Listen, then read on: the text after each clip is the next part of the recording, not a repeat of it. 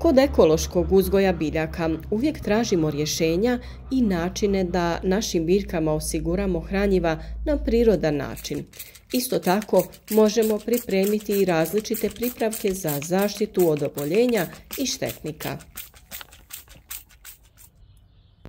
Ukoliko biljke u samom startu prihranjujemo i ojačamo njihov korijen, one će biti otpornije, jače i bolje će napredovati. Ako je korijen slab, biljka ne može iz tla uzimati hranjiva koja su joj potrebna i neće napredovati. Plodovi će biti sitni, a biljka osjetljiva na bolesti. Danas govorimo o prihrani biljaka sa vrlo korisnom otopinom koju dobijemo natapanjem riže u vodi. Riža nije samo prehrambena namirnica, već se može koristiti i u vrtlarstvu kao prirodni insekticid, organsko hranjivo, poboljšivač tla i pomoć u kontroli štetnika. Sadrži brojne korisne elemente koji hrane biljke i pomažu u zaštiti od insekata i bolesti. Ako želite na prirodan način zaštititi biljke, prihraniti ih i osigurati obilnu berbu, pratite naše svakodnevne savjete i ne riskirajte. Odradite sve na vrijeme, preventivno osigurajte zdravlje i plodnost vaših biljaka. Pa krenimo redom. Koje to korisne elemente sadrži riža? Riža naročito u neoljuštenom obliku sadrži razne hranjive materije koje mogu koristiti biljkama. Škrob poboljšava aktivnost korisnih mikroorganizama u tlu. B vitamini poput B1, 2, 6 i 12 poboljšavaju otpornost biljaka na stres. Tu su i minerali kalij, magnezij, fosfor, silicij i cink, neophodni za rast biljaka. Fermentabilni šećeri pomažu u razvoju korisnih bakterija u tlu, te organske kiseline koje pomažu u borbi protiv gljivičnih infekcija. Rižina voda priprema se kao prirodni insekticid i folijarno hranjivo. Može se koristiti za zaštitu biljaka od određenih insekata i bolesti. Kada se ostavi da fermentira, dobijamo korisne bakterije koje pomažu biljkama. A kako se pravi fermentirana rižina voda? Sastojci su sljedeći: 1 šolja sirove riže, 2 šolje vode i 1 mala kašika šećera da potaknemo bržu fermentaciju. Postupak je taj da na tu 1 čašu riže dodajemo 2 čaše vode i ostavimo da stoji 24 sata. Nakon toga procjedite tečnost i ostavite je na sobnoj temperaturi 2 do 3 dana da fermentira. U međuvremenu će se pojaviti mjehurići i uvidjeti ćete da se pokreću procesi fermentacije. A kada se pojavi i onaj blagi miris fermentacije, otopina je spremna za upotrebu. Koristite otopinu tako što ju razredite u omjeru 1:2 sa vodom i koristite kao folijarno hranjivo ili insekticid protiv lisnih uši i pauka. Ovo su neka od najvažnijih dejstava ove otopine. Djeluje protiv lisnih uši, tripsa, pauka i gljivičnih oboljenja. Poboljšava otpornost biljaka i hrani tlo korisnim mikroorganizmima.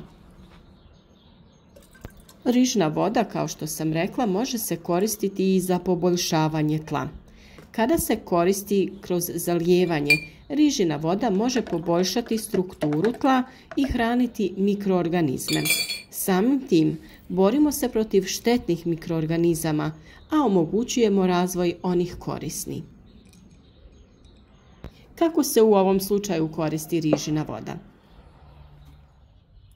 Na isti način pripremite fermentiranu vodu od riže, samo je ovaj put razrijedite u omjeru 1:3 sa vodom, te tom otopinom zalijevajte biljke svako 15 dana. Ukoliko u kuhinji koristite rižu i pripremate ju na način da ju kuhate u vodi koju kasnije samo procjedite i prospete u odvod. Sve korisne sastojke doslovno bacate niz vodu. Ostatak te vode od kuhanja jednostavno iskoristite tako što ćete sačuvati vodu i razrijediti je u omjeru 1:3 sa običnom vodom. I ovu otopinu koristite za zalijevanje biljaka svako 15 dana. Ovo hranjivo posebno je korisno za mlade sadnice i biljke u posudama.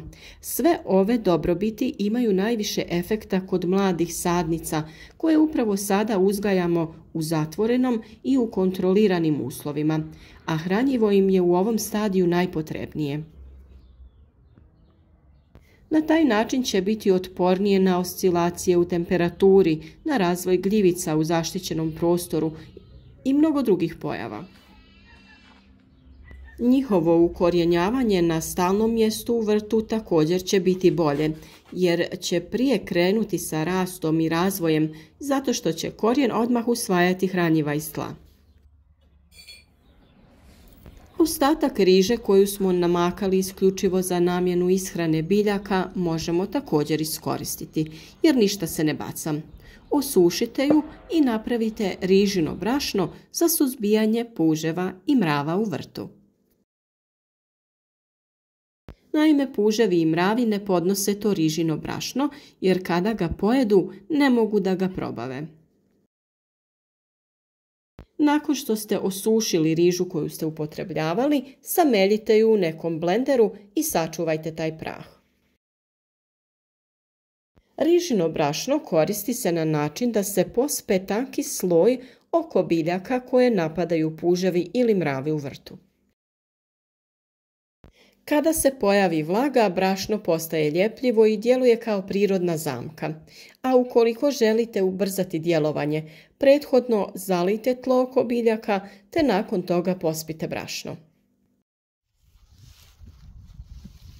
A ono što je najzanimljivije u cijeloj ovoj priči oko upotrebe riže u vrtu jeste to da se riža također može iskoristiti za proizvodnju efektivnih mikroorganizama koji su višestruko korisni u tlu i u kompostištu. Efektivni mikroorganizmi su korisne bakterije koje poboljšavaju kvalitetu tla i ubrzavaju razgradnju organske materije. Kako možemo napraviti rastvor od efektivnih mikroorganizama sa rižom? Pomiješajte 1 šolju sirove riže sa 2 šolje vode i ostavite da stoji 24 sata. Procijedite vodu i ostavite da fermentira još 3 do 5 dana na nekom toplom mjestu. Kada postane blago kisela i mjehuričasta, dodajte u to 1 šolju smeđeg šećera te razrijedite u 10 litara vode. Ovu otopinu koristite za zalijevanje tla ili kompostne hrpe. Prednosti rastvora od efektivnih mikroorganizama su poboljšavanje strukture tla i povećanje plodnosti. Pomaže u razgradnji organskih ostataka te sprječava razvoj patogenih gljivica i bakterija.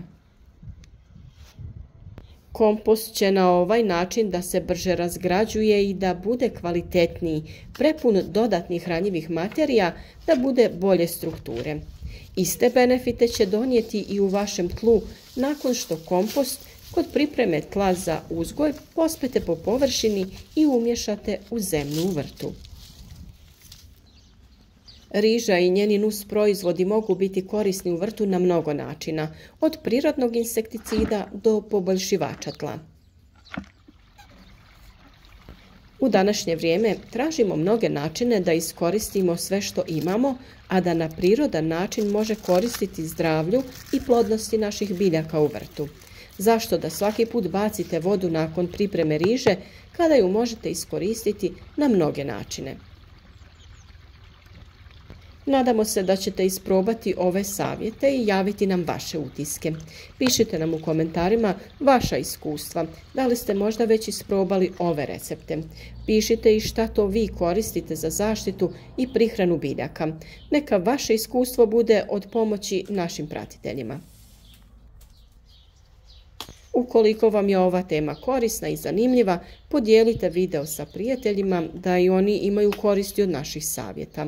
A kao i uvijek, za kraj, podržite naš rad sa lajkom i ukoliko već niste, zapratite naš kanal.